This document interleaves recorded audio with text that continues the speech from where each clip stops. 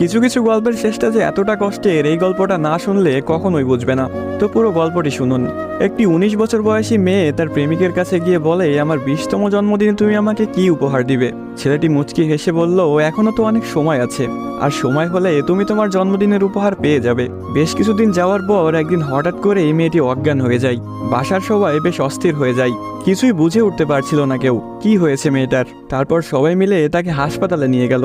হাসপাতালের ডাক্তার অনেক পরীক্ষা নিরীক্ষা করার পর তার পরিবারকে জানালো, সাদিয়ার হার্টে একটা ছিদ্র ধরা পড়েছে। এখন যদি খুব তাড়াতাড়ি হার্ট পরিবর্তন না করা হয়, তাহলে হয়তো সাদিয়াকে আর বাঁচানো সম্ভব হবে না। সবাই এই কথাটি শুনে কান্নায় ভেঙে পড়ল। সাদিয়ার মা বাবা কিছুতেই মেনে নিতে পারছিল না। সাদিয়ার প্রেমিক সাকিব তার বিষয়ে ডাক্তারের কাছ থেকে সবকিছু শুনে বলল, এ কিছুতেই হতে দিবে না সে। তারপর সাকিব মেয়েটির রুমে গেল, দেখলো তার ভালোবাসার মানুষটি বিছানায় শুয়ে আছে।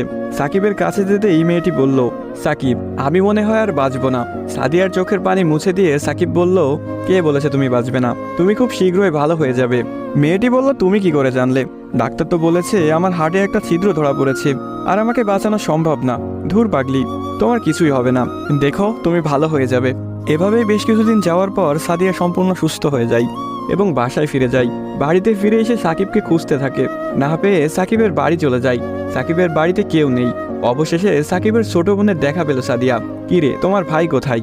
সাকিবের বোন কোনো কথা না বলে হাতের ইশারা করে সাকিবের রুমটা দেখিয়ে বলে উঠল, টেবিলের উপরে